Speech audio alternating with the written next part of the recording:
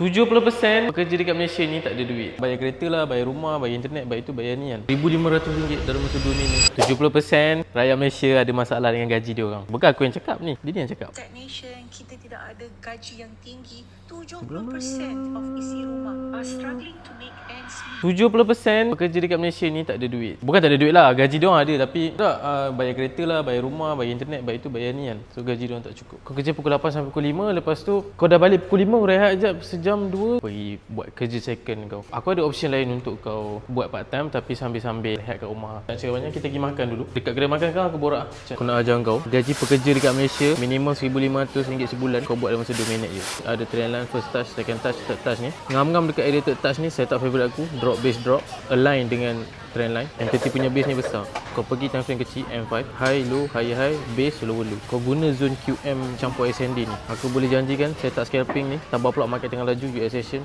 bawah 5 minit kau dah settle lah. 2 minit mak dah running 80 peak, $365 aku close all dulu.